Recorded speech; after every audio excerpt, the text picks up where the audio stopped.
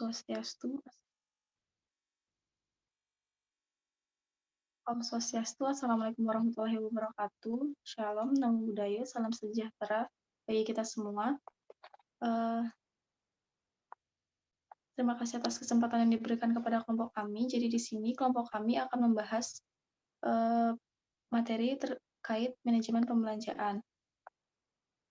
Sebelum itu, izinkan saya memperkenalkan kelompok kami.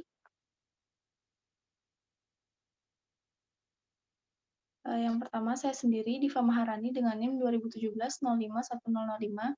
Yang kedua, Ninyoman Trisna Apriliani dengan NIM 2017-051008.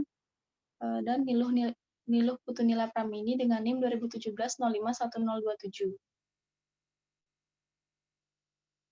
Dalam kesempatan kali ini, kami akan menjelaskan terkait submateri, yaitu yang pertama, pentingnya manajemen pembelanjaan, yang kedua, uang, yang ketiga, permodalan atau pembelanjaan, yang keempat, pembelanjaan aktif dan pembelanjaan pasif, yang kelima, pengertian modal, yang keenam, sumber-sumber permodalan, yang ketujuh, pasar uang, pasar modal, dan kredit, yang kedelapan, sumber-sumber permodalan jangka pendek dalam literatur Amerika, dan yang terakhir, unsur-unsur kontinuitas atau daya tahan perusahaan.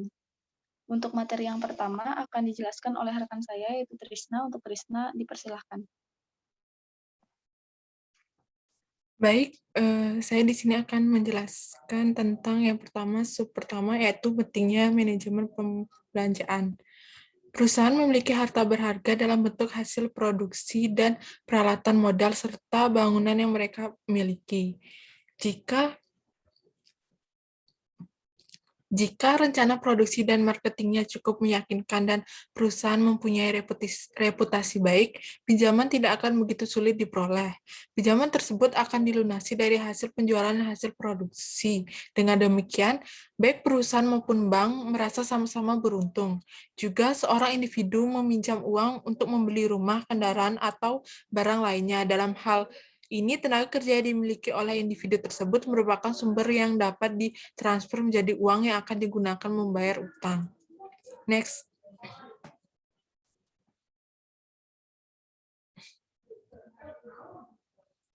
Yang kedua yaitu uang.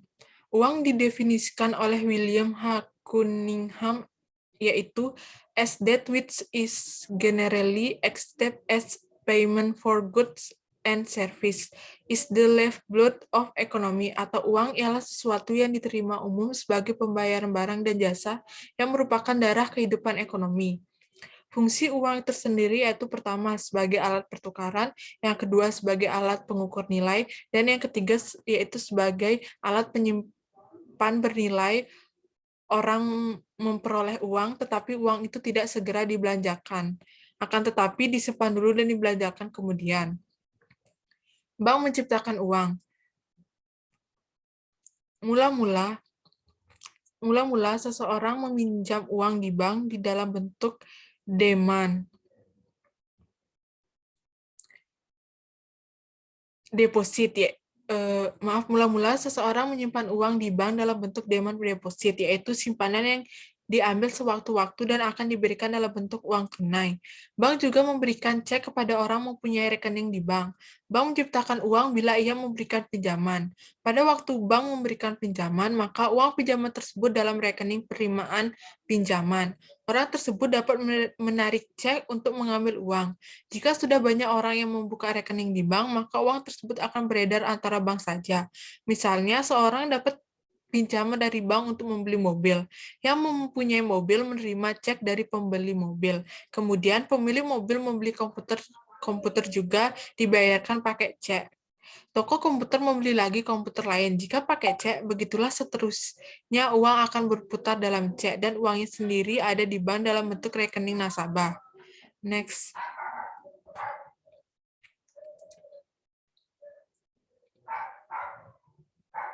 Yang selanjutnya yaitu permodalan atau pembelanjaan.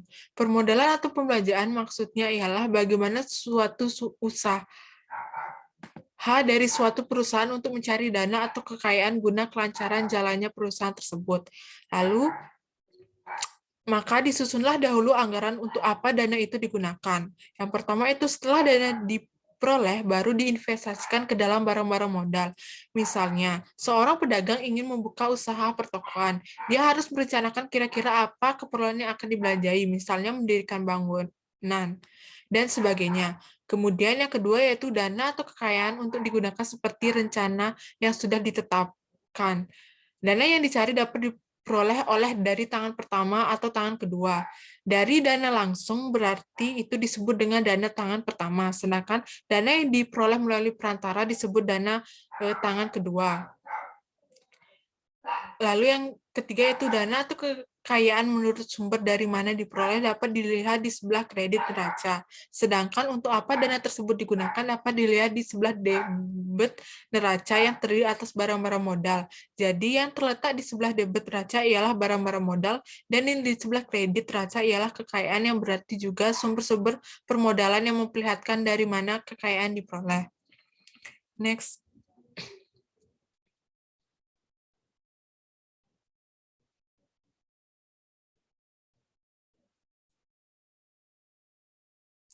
Selanjutnya yaitu pembelanjaan aktif dan pembelanjaan pasif.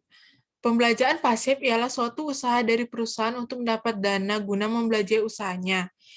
Tiada lain merupakan sumber-sumber permodalan yang terlihat pada sisi kredit neraca, sedangkan pembelanjaan aktif ialah kegiatan perusahaan dalam menggunakan dana.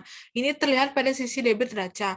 Ada pos-pos di mana tertanam misalnya bank ada dalam bentuk kas, bank piutang, bank barang, mesin, inventaris, dan sebagainya. Next.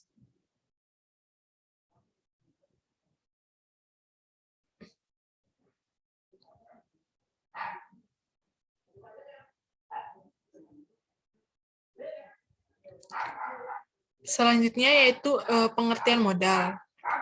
Menurut Harry G. Goodman dan Herbert E. Dougal mengemukakan bahwa pengertian kapital bisa ditinjau dari beberapa penggunaan. Yang pertama yaitu legal view of capital, yaitu mengatakan bahwa modal berasal dari perkataan Latin atau caput yang berarti induk. Tidak dapat disangka bahwa modal saham adalah tulang punggung permodalan suatu perseroan terbatas.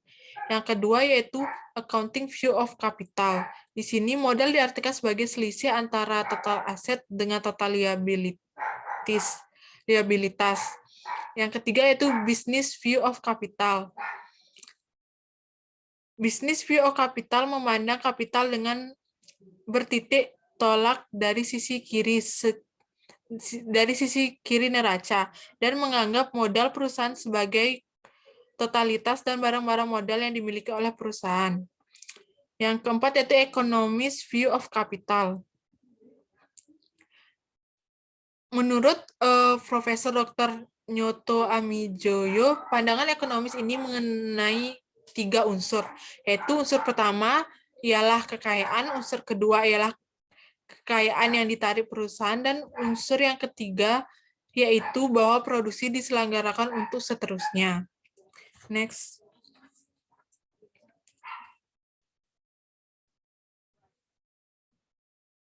Yang berikutnya yaitu sumber-sumber permodalan. Pada umumnya kita mengenal 2 sumber permodalan, yaitu pertama permodalan sendiri, berarti kekayaan sendiri sama dengan sumber intern. Sumber ini berasal dari para pemilik perusahaan atau bersumber dari dalam perusahaan, misalnya penjualan saham. Kekayaan sendiri ini mempunyai ciri yaitu terikat secara permanen dalam perusahaan. Yang kedua yaitu permodalan asing, atau kekayaan asing sama dengan sumber ekstern. Sumber ini berasal dari pihak luar perusahaan, yaitu berupa pinjaman jangka panjang atau jangka pendek. Ciri dari kekayaan asing ini ialah tidak terikat secara permanen atau hanya terikat sementara yang sewaktu-waktu akan dikembalikan kepada yang meminjam. Next.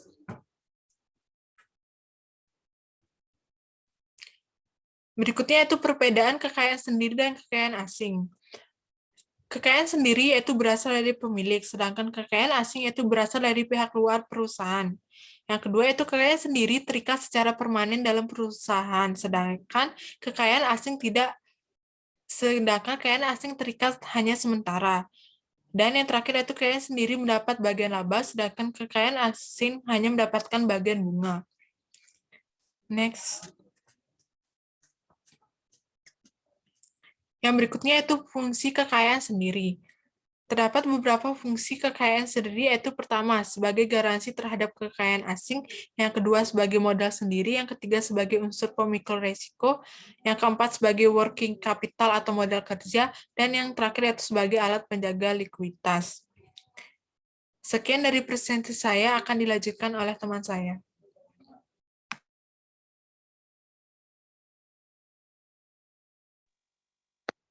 Baik, terima kasih atas kesempatan yang diberikan kepada saya. Jadi saya akan melanjutkan penjelasan terkait materi pasar uang, pasar modal, dan kredit.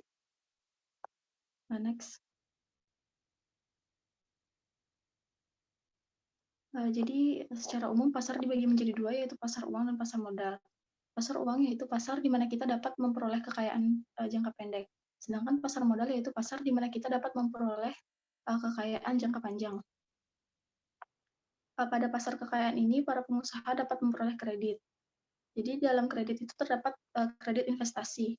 Kredit investasi maksudnya ialah kredit untuk membangun gedung pabrik beserta perlengkapannya, sedangkan kredit modal lancar perusahaan berjalan lancar yaitu untuk modal kerjanya. Kredit pada suatu waktu harus dikembalikan. Bila setiap waktu badan usaha sanggup melunasi utang, maka badan usaha ini disebut liquid. Liquid artinya cair atau lancar.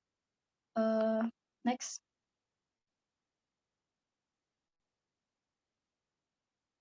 Kemudian terdapat berbagai jenis kredit yang ditawarkan oleh bank. Yang pertama, Bank BNI. Dalam Bank BNI terdapat layanan BNI Multiguna, layanan BNI Flexi, dan BNI Gria. Jadi layanan BNI Multiguna itu untuk membeli peralatan buat yang berhubungan dengan profesi. Layanan BNI Flexi yaitu pinjaman untuk uang pangkal sekolah dan lain sebagainya. BNI Gria untuk membeli rumah dengan bunga yang kompetitif. Selanjutnya ada Bank Mandiri. Bank Mandiri itu terdapat KPR, yaitu kredit pemilikan rumah Geraha Mandiri.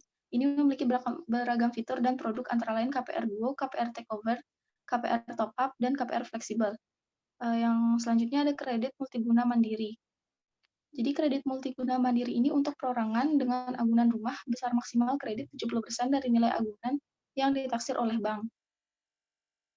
Selanjutnya ada Bank NISP. Jadi dalam bank ini terdapat KPR Merdeka. Untuk kepemilikan rumah hanya 5 detik aplikasi dan 5 hari kerja persetujuan.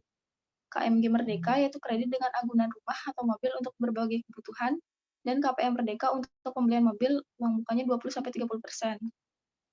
Next.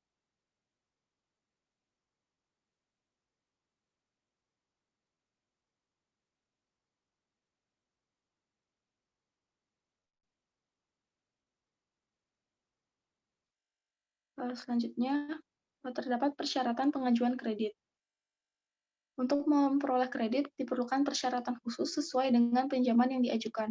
Pada umumnya persyaratan berkisar antara lain fotokopi KTP, kartu keluarga, fotokopi surat nikah, fotokopi NPWP, surat keterangan kerja dan slip gaji, fotokopi akte perusahaan, dan dokumen lainnya sesuai kebijakan bank. Persyaratan yang diminta oleh bank tergantung kepada jenis kredit yang diajukan. Untuk setiap pengajuan pinjaman, nasabah mengisi surat permohonan atau aplikasi yang sudah disediakan oleh bank. Selanjutnya ada kelayakan usaha. Penilaian terhadap permohonan kredit dititik beratkan kepada kelayakan usaha suatu proyek, bukan kepada tersedianya barang jaminan.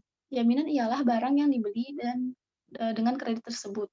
Suatu usaha atau proyek dianggap memiliki kelayakan dan dapat diberikan kredit apabila yang pertama memberi manfaat kepada masyarakat sesuai prioritas, yang kedua usaha tersebut mampu untuk hidup dan berkembang, yang ketiga mampu mendatangkan keuntungan yang wajar dan mampu membayar bunga serta melunasi kredit yang diberikan. Selanjutnya terdapat persyaratan umum pengajuan kredit yang berlaku buat semua jenis usaha, baik itu pertanian, pertambangan, dan lain sebagainya. Itu yang pertama penjelasan tentang buku-buku administrasi keuangan yang dimiliki, yang kedua penjelasan tentang keuangannya, yang ketiga rencana pembelanjaan atau investasi yang akan dilakukan, dan yang terakhir rencana pengembalian kredit, pembayaran bunga, dan pembayaran biaya-biaya lainnya. Penjelasan tersebut sangat diperlukan agar permohonan kredit dapat dilakukan. Mengenai surat permohonan sudah disediakan oleh bank, belangko permohonan yang yang perlu diisi dan dilengkapi dengan lampiran-lampiran yang diperlukan. Next.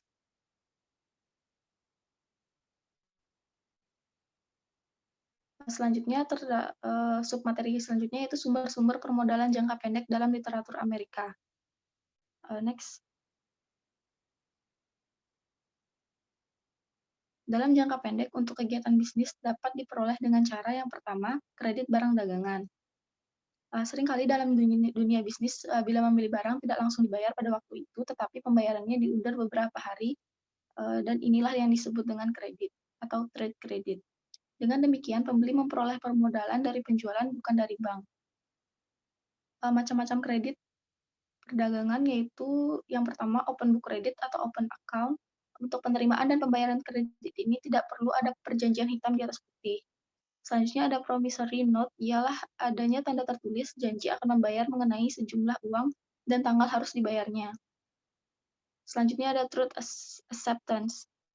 Sama halnya dengan promissory note, akan tetapi dibayar oleh penjual ke pembeli menandatanganinya.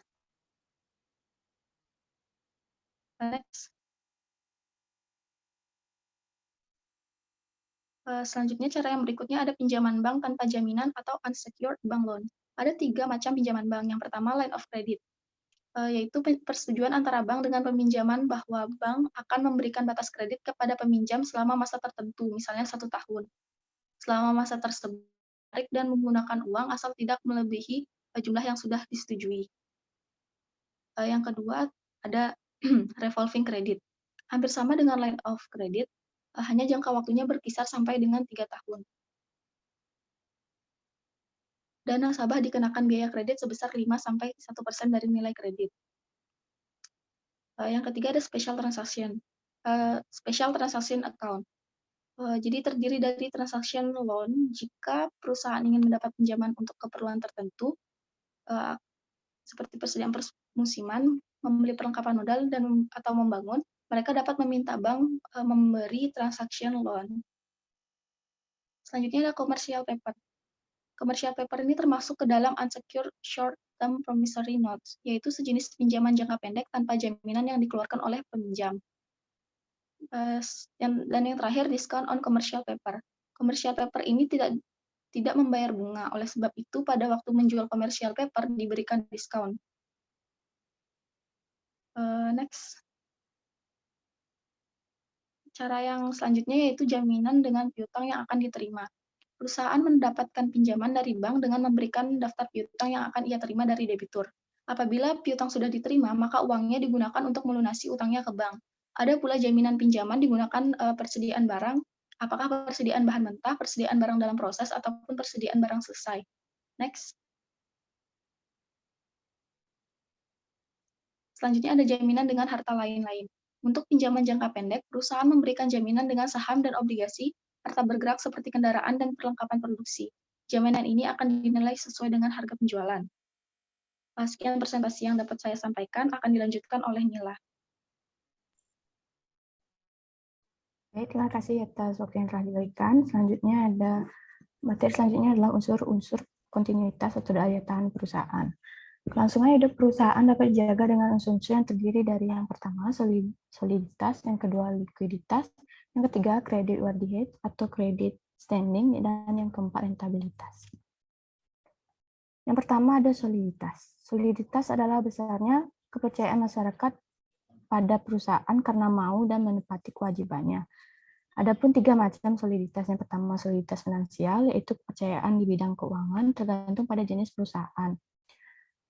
Kecakapan pemimpin, tabiat pimpinan. Membawa pengaruh kepada besar kecilnya risiko perusahaan karena ada kemungkinan uang yang diinvestasikan akan hancur atau tidak. Yang kedua ada soliditas komersil, yaitu kejujuran para pemimpin menepati perjanjian dagang karena menepati janji merupakan syarat utama keberhasilan perusahaan di masa depan. Yang ketiga ada soliditas moral. Kepercayaan masyarakat pada para pemimpin perusahaan terkait perilaku mereka, sehingga pemimpin biasanya dimintai nama dan riwayat hidup dengan 3 kriteria penilaian, yaitu unsur pribadi, judiris, dan material. Lalu ada likuiditas. Likuiditas liquid yang artinya cair, pengertiannya mencakup yang pertama ada likuiditas badan, kemampuan badan melunasi utang jatuh tempo. Yang kedua ada likuiditas perusahaan, kemampuan perusahaan dalam pengeluaran atau menyediakan alat-alat lancar tepat waktu untuk kelangsungan produksinya. Yang ketiga ada likuiditas suatu aktiva, yaitu kemampuan suatu aset untuk dijadikan uang pada waktu tertentu. Adapun rumus dalam menghitung rasio likuiditas, yaitu rasio likuiditas sama dengan jumlah aktiva lancar dibagi jumlah utang dikali 100%. Sebuah perusahaan dagang atau industri dikatakan liquid dengan rasio minimal 200%. Likuiditas ini juga sangat penting bagi lembaga kredit seperti bank karena harus menjaga suatu kesesuaian antara jangka waktu tabungan yang diterima nasabah dan jangka waktu kredit peminjam. Dan ada pun unsur yang dimasukkan dalam anggaran likuiditas ini. Yang pertama, persediaan uang pada awal periode. Yang kedua, ada tafsiran penerimaan uang selama periode bersangkutan. Yang ketiga, transaksi pengeluaran uang selama periode. Dan yang keempat, transaksi sisa uang yang akan ada pada akhir periode. Jadi jika sisa pada akhir positif, maka dianggap liquid. Karena semua kewajiban dipenuhi tanpa kredit dari luar. Sedangkan jika negatif, berarti perusahaan illiquid.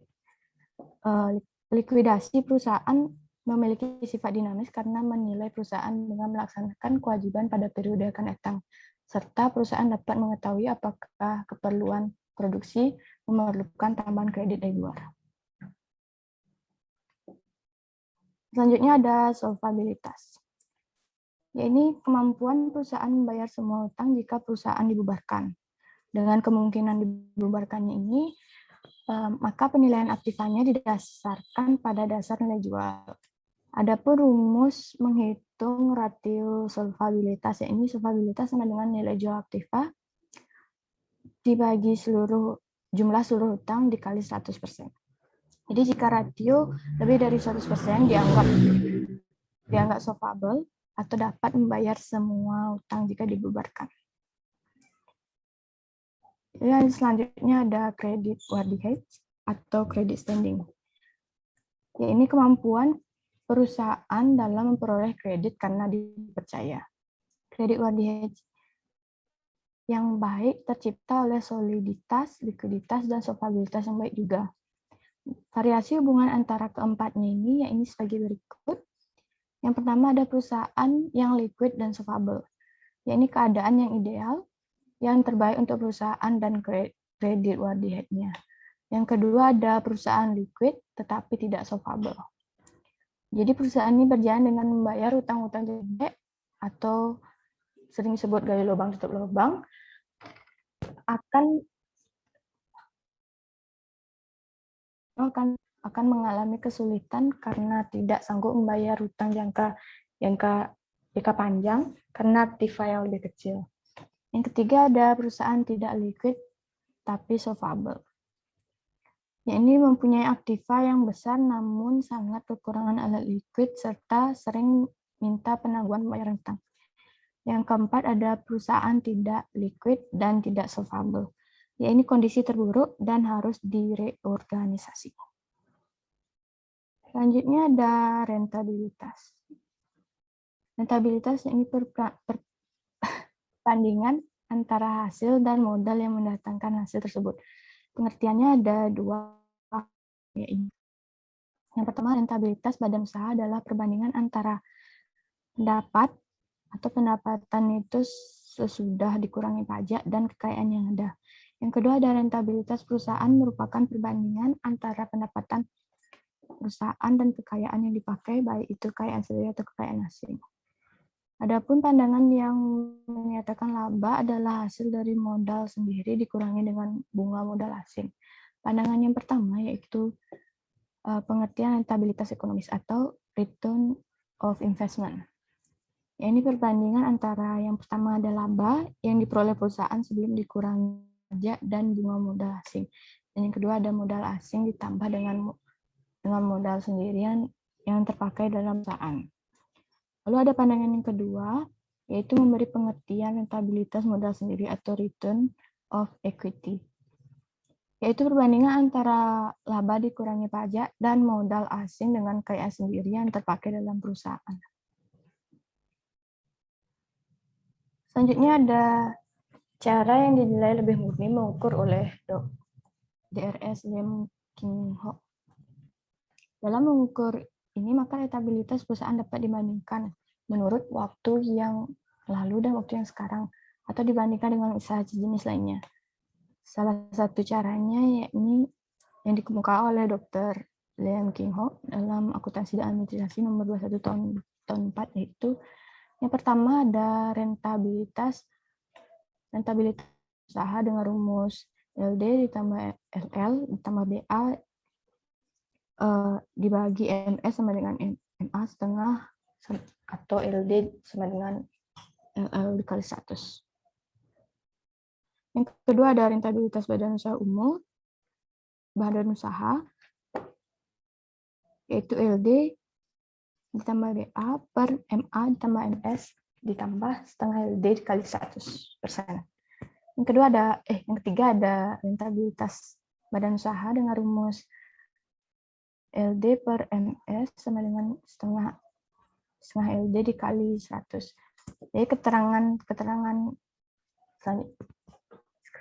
dari rumus LD yaitu laba perusahaan yang berasal dari aktivitas di dalam perusahaan. LL laba perusahaan yang berasal dari aktivitas di luar perusahaan. MS yaitu modal sendiri, MA modal asing, dan BA hasil minimal yang diperoleh dari penggunaan MA. Rumus ini ditambahkan unsur BA pada laba perusahaan karena pada akhir tahun perusahaan menggunakan modal asing dan memperhitungkan bunga modal asing tersebut dalam rekening tak baginya. Setiap perusahaan harus menggunakan modal asing sehingga hasil yang paling sedikit sama dengan bunga yang dibayarkan atas modal asing tersebut. Jadi BA adalah hasil minimal yang diperoleh dari penggunaan modal asing. Karena di prakteknya sulit untuk dibedakan modal sendiri dan modal asing secara terpisah, maka dari itu dianggap laba perusahaan yang berasal dari aktivitas di dalam perusahaan atau LD merupakan hasil dari modal asing. Sehingga dapat ditambahkannya BA kepada LD, maka definisi rentabilitas telah dilaksanakan dengan konsekuen. Kemudian faktor setengah 1/2 LD ditambahkan pada modal sendiri atau MS dan modal asing atau MA, karena LD tidak hanya diterima tanggal 31 Desember, tetapi diterima berangsur-angsuran sejak awal tahun, dan LD ikut berputar kembali di perusahaan dan menambah working capital. Baik, sekian dari presentasi dari saya kembalikan kepada moderator.